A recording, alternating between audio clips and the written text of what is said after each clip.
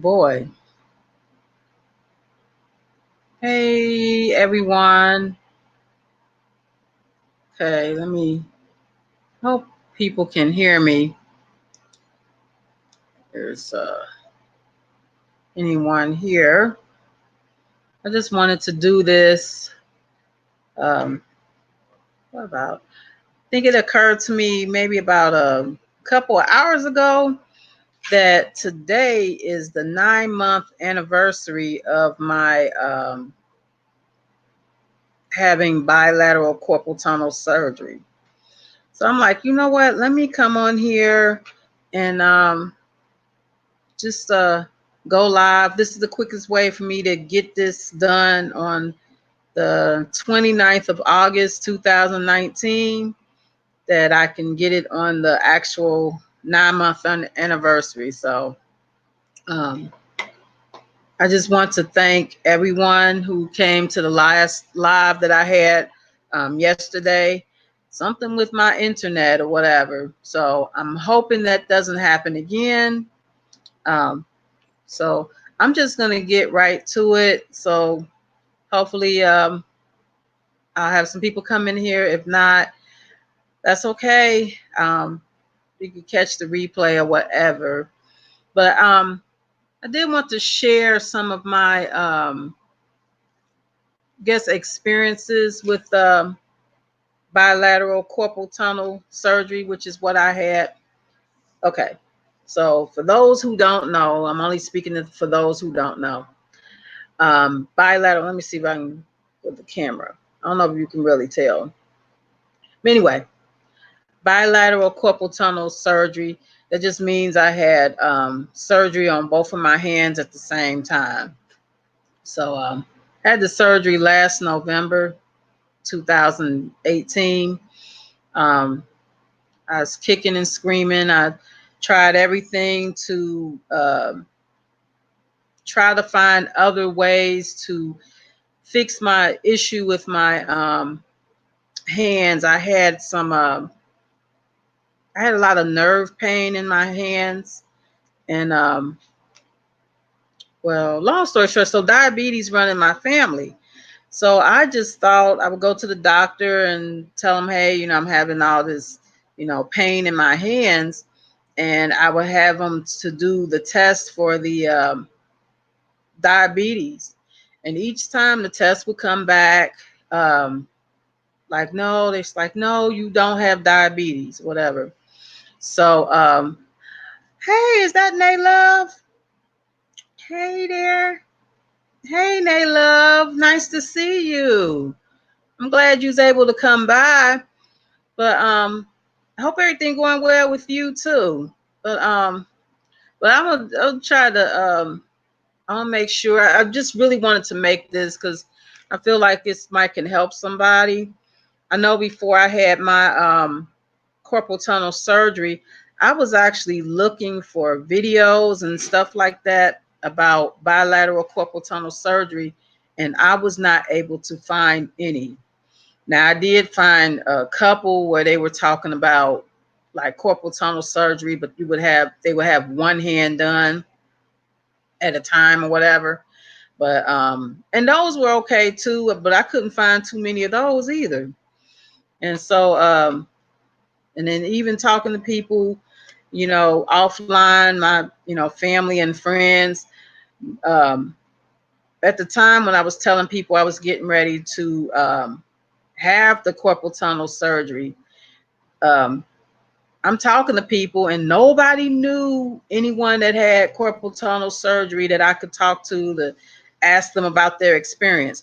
And one thing that, and the disclaimer out there, everybody's experience is different with any surgery, including carpal tunnel. So just because you know somebody that had carpal tunnel surgery and maybe they was able to go back to work a few days later or whatever, that's them.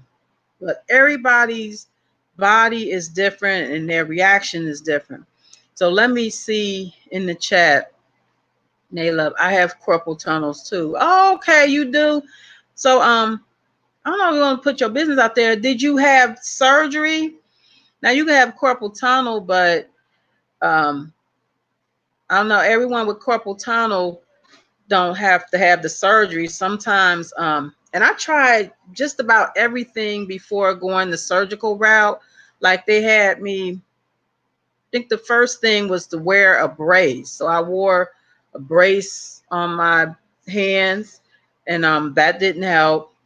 And then what else? Oh, I had got the, I don't know what you call it, the cortisone shot. And they say those, you don't want to keep getting those too often because those end up becoming damaging too. But the cortisone shot, that didn't help me either. Um, so that, went out the window. And I kept looking. I was like, well, is there something else I can do besides surgery? Because I really didn't want, you gotta think, there's no such thing to me. There is no such thing as a minor surgery. Anything can go wrong with any surgery.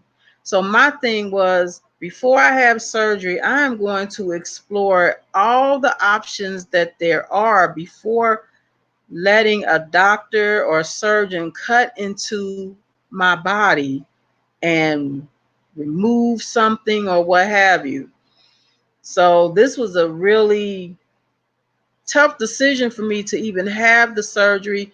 But in my situation, my pain was so bad, and every which way I turned, they were saying that the doctors, were saying it will get worse, and if I don't have the surgery, and then if I wait too long, it could be that surgery may not even help.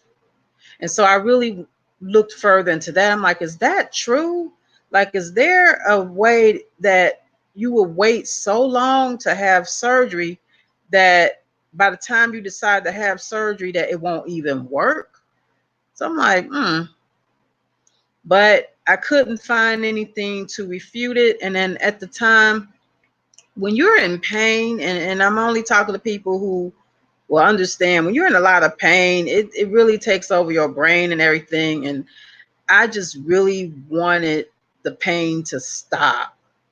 And so at this point, I'm like, you know what? If the doctor's telling me that I can have this surgery and the pain in my fingertips and the numbness and tingling, if that will go away and I can go back to having sort of a normal life, I'm all for it. So, what'd you say? No, I did not ever want to do surgery. I'm too phobic about being cut off. I know, same here, but my pain was getting so bad, it was almost crippling pain. And I'm someone that my whole life was typing. And I'm saying was because I'm at the realization that I can no longer do the work that I was doing. Like I went to school for, they used to call it typing. I guess they call it keyboarding now. At my highest speed, I typed like 55 words a minute, which is like, it's good. The real top typists, they would type 65 words, 80 words per minute. I never got that far. And part of the reason why I didn't get that fast is because I never really was able to get my numbers down. I'm really great with the alpha part. For those people who are typists or keyboardists, they know what I'm talking about, just the alpha part on your keyboard. So I'm really good with the alpha part, but when it comes to incorporating the numbers and the keypad, that's what slowed me down. So that's why I was only able to get up to 55 words per minute, but that's still pretty fast. But I no longer can do that type of work, even after having the surgery. So that's what, okay, so that's the point that I was getting. So my title, I think my title I have is What I Wish I Knew Before Having Carpal Tunnel Surgery. Now, one thing I do want to say is I am happy that I had the surgery because my hands are no longer in pain. I don't have that tingling and numbness and the crippling pain anymore. So I'm glad that I had the surgery for that. Um, what do you say? I do believe you can wait too long. I stopped typing because of corpals. I'm 71 words per minute. See, But see, but again, everybody's body is different. You know, it's some people that are authors of 50 books, and you know, you have to do a lot of typing and stuff. It's some people that do so much with their hands and they never get carpal tunnel. But then someone like me that's, you know, in my 40s, and they keep saying how young I am. I'm like, okay, I'm so young, but I have all this issues going on and I have to have surgery. But but the doctors was pretty adamant, like if you wait too long, you know, it may, surgery may not help. And so when you are in as much pain as I was in, all you're thinking about is you just want some relief. So with that, you know, I'm glad I had the surgery. One of the things I wish I knew before having the corporal bilateral, and I'm saying that I had both hands done at the same time. So I don't know anybody around me who's had both done at the same time. Now, it depends on your lifestyle and everything. For me, with what was going on in my life, it made more sense for me to go ahead and get both of them done at the same time instead of waiting, because I already knew I needed to have both hands operated on. And you know, rather than get one done and then wait and then go get the other done, and then you have to go to the doctor twice and all this kind of stuff. I'm like, you know what? Just do it both at the same time so that I can only, you know, I can go to the doctor one time. I don't have to do it twice. And I was thinking about stuff like that. So what are you saying? I have the same problem with my knees. Sitting at the desk is destroying my knees. And that's interesting. I don't know. I think they say, I don't know if you stretch or whatever, but again, I don't know. It could be some other. I mean, I'm not a doctor or anything, but I just always wonder like how someone like me would get carpal tunnel, where other people who do that type faster, that have been typing longer, they never get it.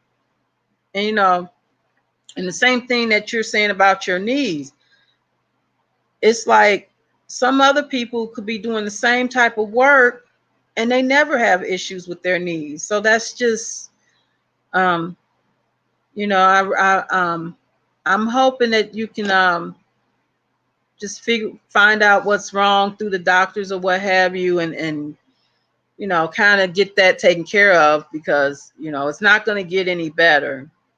And then that's what I was told with my corporal tunnels, like, ma'am, you're gonna have to do something.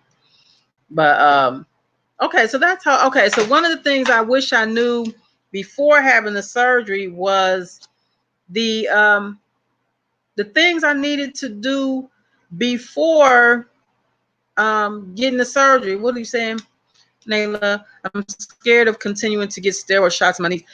Actually, from what I was told, those shots actually, I don't want to scare you, but I'm told it's not good to keep getting those types of shots, because that's the shots I was getting in my hands. They say after a while it may work for a little bit, but after a while it won't work anymore, and it's actually start um, being bad for you to keep getting those types of shots. You don't want to keep doing that. So eventually you're gonna. That's what I was told. I'm only speaking from my experience. I was told it's not good to keep getting the shots, but the shots weren't helping me anyway. But for those um, that the shots does help, even I was told, even for the ones that help, it's not good to keep getting the shots, because the shots themselves deteriorate your bones and they cause other problems too. Um, that's good. I'm happy that you got relieved. I am too, but I guess I'm sharing my story because maybe someone else out there, maybe they're in a similar situation and they don't have no one to talk to. Now, I think I'm you could talk to me. I ain't saying you, I'm just saying anyone. I've had both done at the same time. So I think I'm good. If somebody needs carpal tunnel surgery and they want to, just talk to somebody, whatever, I've had them both done. And actually, I had both done with two different doctors. It was one doctor on my left hand and one doctor on my right hand. The older, more experienced doctor was on my left hand, and the younger, not as experienced doctor was on my right hand. And my left hand, and I think I showed it on one of my other channels, my left hand had gotten really swollen. So it was swollen open, and yeah, it took a while for it to heal. Um, the stitches when we took the bandages off, because I had to keep the bandages on for 2 weeks with the stitches. And oh yeah, that's another thing. Okay, so what I wish I've known before getting the surgery is you really need to have someone at home, which I do have, that can help you. Like me, I got both of my hands done at the same time. So I had very limited use of my hands, to the point where I had to ask my son, he's grown, and he was definitely a big help. I had to have him pre-open bottles of water for me because I couldn't open, like, wait a minute. Got my bottled water right here. I couldn't even open this by myself. I had to have him pre-open my bottled water for me, because I did not have the strength, and it was really painful. I could not get it open. That was for 2 weeks. I also couldn't turn the doorknobs that turn. And then I was joking. I was like, if somebody wanted to lock me in somewhere, all they had to do was just push me somewhere and just close the door, and that's it, because I couldn't open the door by myself. I just couldn't. And that was the issue for about 2 weeks also. I would have, what would I have done? I would have done more to move things around the house to where I can reach them. I underestimated how limited I would have use of my hands, as far as like even cutting my own food. I wasn't able to cut food with a knife, um, like a whole chicken or something like that. I could not cut a whole chicken for 2 months because my hand strength was weak, and I had very weak hands. And so that was one of the things I did not know, that with recovering from the surgery, that my hand strength would be weakened, and I had to go to um, what do you call it, hand rehab, to strengthen my hands. Now, not everybody has to go to hand rehab. Some people get the carpal tunnel surgery, they can go back to driving after a few days and all that kind of stuff. I wasn't one of those people. Um, Another thing I learned, let me see, plastic gloves. These latex gloves were my friend. I kept them in my purse. Um, I didn't really go too many places the first 2 weeks. I couldn't open doors. I was so weak. I really had very limited use of my hands. But when I was able to go out, I always kept several pairs of gloves in my purse, because, mind you, my hands were healing from the surgery, and this is open. So even, going to the ladies' room or anything like that, I had to wear these gloves. These were lifesavers. I had to wear gloves in order to clean myself, go to the ladies' room and everything. I had to have them on to protect so that the incisions wouldn't get what do you call it, infected or whatever while they're trying to heal. Because I went back after 2 weeks to get the surgery to get the what do you call that, the stitches out, but my hand was still open and it needed to heal on the outside. It was healing on the inside, but I still needed them to heal on the outside. And it scared me. And I called the doctor. I'm like, what's going on? You guys, my hands is still open. And they were saying, that will happen. It just has to heal from the outside. It will take a while, but it will heal. But that scared the mess out of me. So before having the surgery, make sure any heavy furniture, anything that you have, make sure you move it to where it's going to be or whatever, because it may be a while before you can move that stuff again. Any major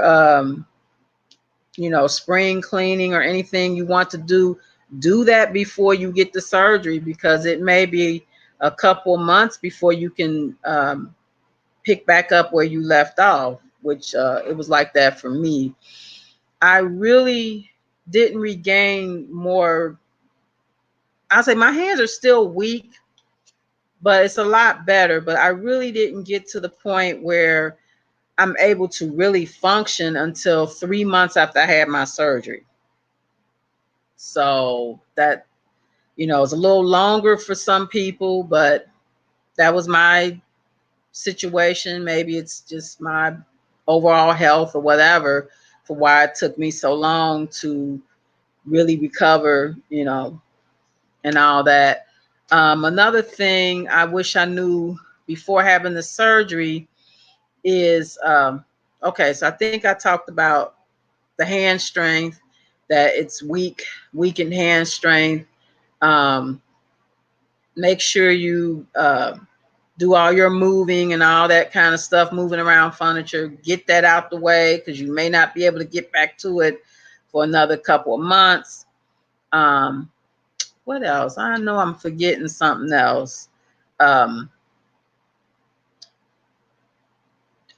you really need, at least for the first couple of weeks, you need to have somebody around. Now, if I didn't have my son, I believe I probably would have had to go to a nursing home or something like that for rehab, because I really was unable to open up doors. I was unable to do, I couldn't drive. I couldn't lift anything over 5 pounds. I really couldn't do a whole lot of stuff. Even now I bathe myself, but I wasn't able to do as great as I like. But it was so bad. I think the first 2 weeks, it was hard for me to even put the deodorant on under my arms. I had to ask my son for help with that, because just really just the you really don't realize like how much you use the palm of your hand, like when you get up, like you lift yourself up out of bed or whatever, and you be on the palm of your hand. I learned how to use my forearm. I would lean on my forearm, and I still do it even though my hands are better now. I would get up using my forearm. Sometimes I might use my elbow, but definitely the forearm, because your palm of your hand where you had the surgery at, it's really sore. And I actually have a one of those little, I don't know what you call them, braces or something. It's a padded brace for my hand, because it was so sore and was really hard for me to, do things and pressing on the hand. So yeah, you have to prepare for that. And again, my situation is not typical of everybody. This is my situation of what happened after having carpal tunnel surgery. But you have to do what's best for you or your body and what your doctors tell you. But really, if you're looking for relief, try to find it, just try to look at as many alternatives as you can that may help. Now, for me, I tried these different alternatives. I tried the brace, I got the shots. Those didn't work for me. Now, for someone else, if the brace works, maybe you can stop right there. If the shots work, maybe you can stop right there. The one thing they were saying with the shots, though, they were saying it's not good to keep getting them because they will eventually cause other issues with your hands. So you don't want to keep getting the cortisone shots in your risk for that. And so, the last step for me was the surgery. And I actually ran into a nice older lady. Oh, that's another thing too. So I'm lady, she's older than me. She said she had gotten the same type of surgery I had. She had both of her hands done also 30 years ago. And she told me that she was back to have the surgery again. And I'm like, what? So she told me it's a chance that you may have to get the surgery again because for whatever reason, um, something may happen and you're going to have to you might have to get it again.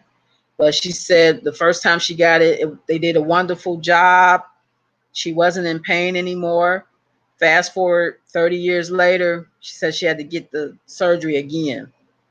So I guess that's a possibility. I might have to get it again, but I would be so lucky to have 30 years from now, even if I have to get it again, hey, I'm around 30 years that I can, so I'm glad I ran into the lady, and she actually was sitting in the office. It was my last visit for hand rehab, and she was coming to get signed up to have the surgery again or something like that. So that's another thing I keep in mind is I might have to get it again. But looking back, the fact that I'm not in pain right now with my hands, I think it's good. I think that's a good thing.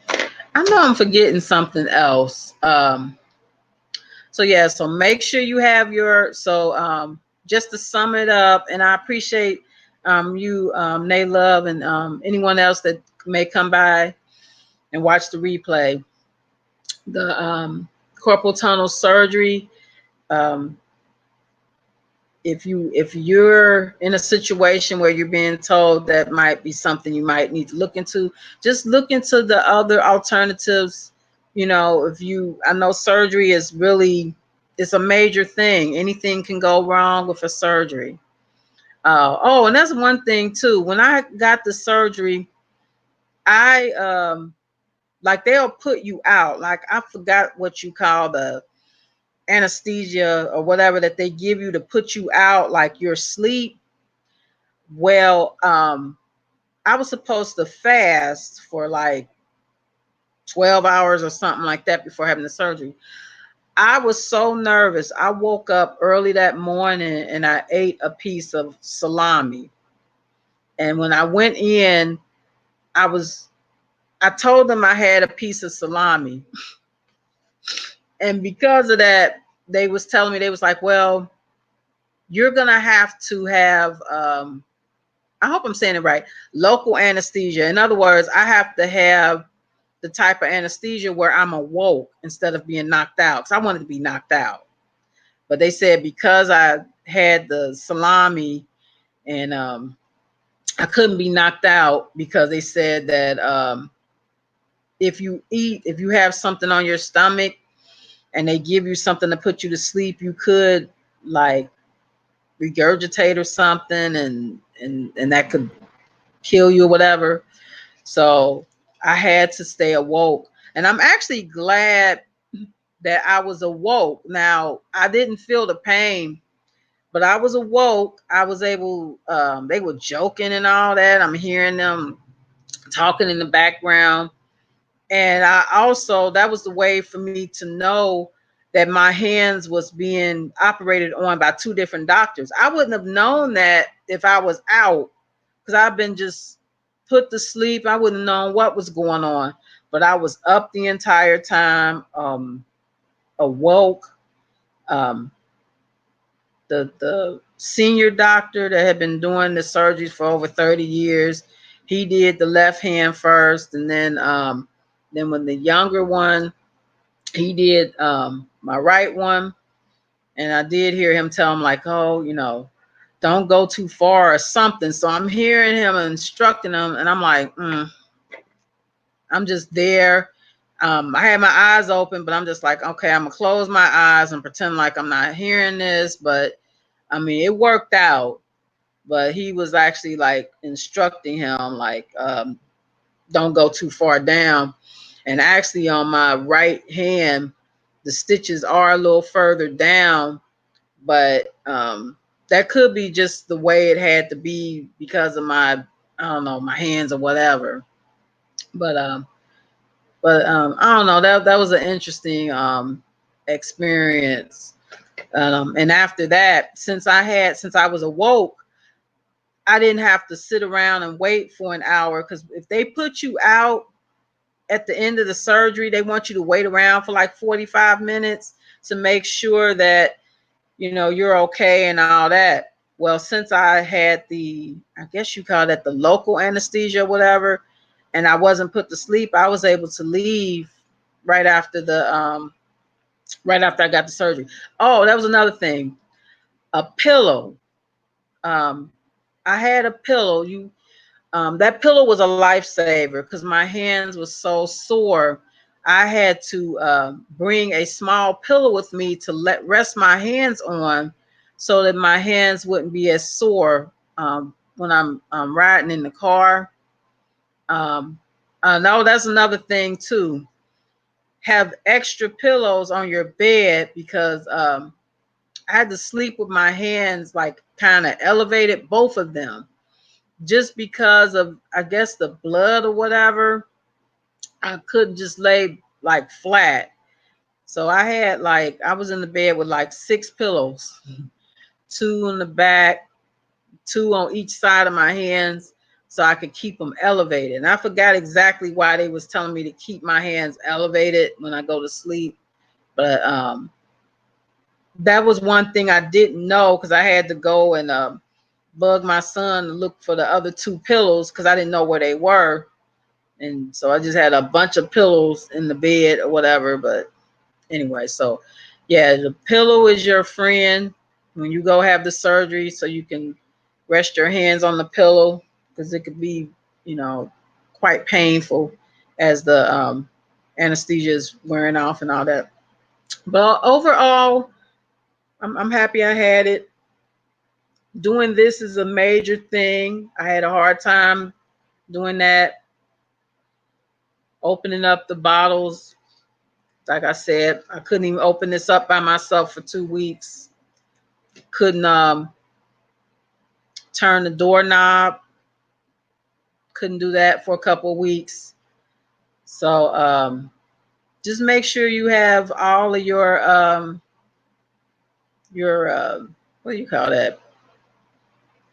Your household things, furniture, and all that um, out the way before you have the surgery, because you may or may not be able to do anything for a while until you heal. So, well, thank you for stopping by. I just wanted to commemorate this day on the 9th month after my surgery, post-op. Anyone who's facing a situation where they're being told that they may need carpal tunnel surgery, just if you have people around you, ask if they know somebody that's had it, and just talk about their experience. Just know one person's experience, all people's experiences are going to be different. So the experience that I just shared, I wasn't able to drive for 2 weeks and all that. That's not going to necessarily be your experience. So just make sure that just keep that in mind. You know, um, but yeah, if you've tried everything and those didn't work, um, and surgery might be a last option, just consider it. consider it, because what you don't want to have happen is you don't want to wait too late. And I actually asked the doctor, I was like, have you had situations where someone waited too long before they decided to get the surgery and they couldn't have it? And they was telling me, yeah. Now, I don't know if they're just saying that just to, like, yeah, they waited too long. And I don't know of anyone who said, well, yeah, I waited too long to have the carpal tunnel surgery and I can't have it. So I don't have any testimony or anything like that. But I'm giving my testimony as someone that went in kicking and screaming, like, I don't want this surgery. I don't want the surgery. But I tried other things that did not help, and surgery was the last option. So I am still saying, if you're at the beginning of your journey or your situation to where you're being told you have carpal tunnel and you might need surgery, make sure if you're not comfortable with surgery that you try the other solutions with you try the brace, you try the shots if that work. But again, I'm harping on the shots. They were saying they really don't want you to keep getting those, even if those work, because eventually it's going to cause other problems. So you don't want to keep getting the cortisone shots, even if they work. Get them, a couple times or whatever. But again, I don't know of anyone, just my disclaimer, I don't know of anyone who's had gotten the cortisone shots and kept getting them and then something happened. So, maybe somebody out there might know somebody. So, but I want to thank everyone that's come by. Thank you, Nay Love, and anyone else.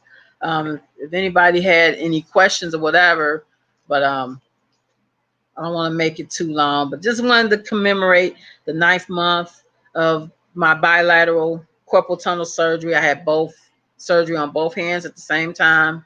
And in my situation, that was the best for me to just go on and get it out the way. Why do one?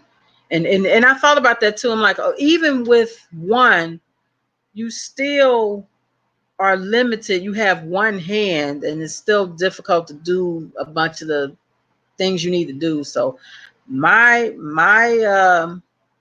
suggestion or whatever is, if you're being told you need to have surgery on both of your hands, if you can, I would say go ahead and get them both done and get it out the way. I know depending on your career and your life circumstances, you may not be able to do it, but from what I've seen, people who even had one done, their recovery time was still maybe a couple of months for their one hand. So, if you're having to need both done, if at all possible, I'm just, from my humble opinion, which if it means much, go ahead and have them both done, get it out the way. You don't have to, have 2 doctor's visits and all that. My recovery time is the same. Had I got one done and then the other, it would have just prolonged it longer. So that's just me. So, and also, rubber gloves are your friend. If you have any kind of surgery like that, they're your friend. Now, I was going into the middle of winter, and it was the beginning of winter. It was last November when I had my surgery.